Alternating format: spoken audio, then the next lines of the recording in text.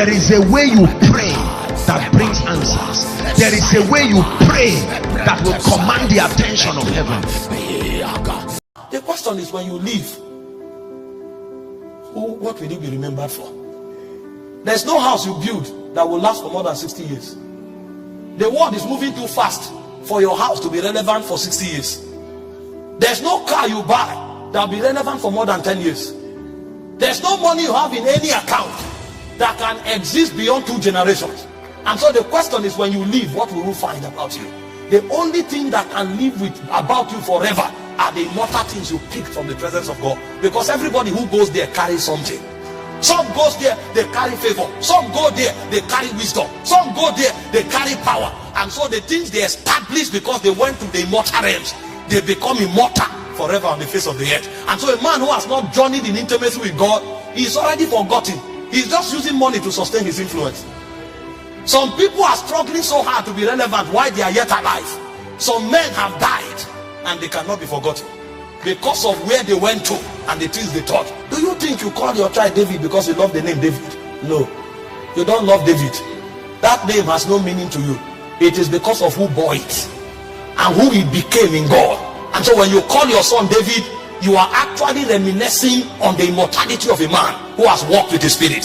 So men become eternally relevant because they walk with the Spirit. This is a man who wandered around with women, but suddenly he saw a spirit and he started walking with that spirit. And forever and ever, generations to come will be honored to name themselves after his order, because he has seen something that is eternal. Abraham was in the hall of the Chaldees until he encountered that spirit.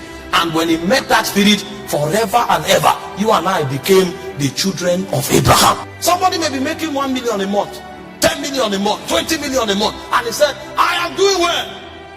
And then they look at you from Zion, they say, you've never come here. How come? How come we've never seen you? If we don't see you and you don't come here, how can you now attach purpose to the money you have? The money you have will now become the basis of your condemnation. Because when you go to where they whisper to the souls of men, they will tell you it is not about the money, it's about the purpose of that money. And you can never have an understanding of that purpose with your brain. It will be shown to you. And so the first true benefit of prayer is that in prayer, men are invited to walk with God. This is why the patriarchs of old exalted prayer, because they knew that outside of God they were nothing. And because they now know God forever and ever, their names will never be forgotten. Did you not read about Elijah? Elijah had to be invited to the earth 4 times. God said, no, you have known the glory too much for us to let you go. So you will not die. We will preserve you for another generation. They said the spirit of Elijah came back. And after the spirit of Elijah came back, the 2 witnesses will still come back. A man becomes immortal like God because he has walked too close with God for a world to forget him. Intimacy is what provides for you the benefits of immortality. No matter the money you have, no matter the position you occupy, you will be forgotten unless you touch something that comes from the Spirit that is eternal.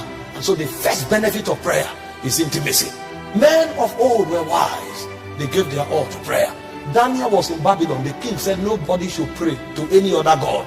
He was willing to risk his position and to risk his freedom for prayer, because outside of intimacy he has no freedom in the first place. And in Daniel 6:10 the Bible said 3 times. So if you are praying 3 times when they gave a law that nobody should pray, how many times do you pray when there's no law?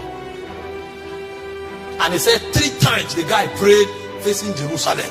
He was not afraid to be arrested. And when they arrested him, he didn't apologize.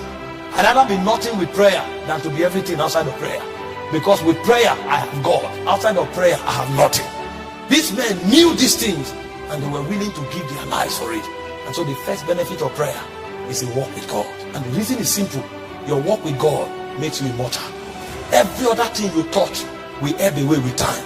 But the things you pick from the realm of God, they will outlive you.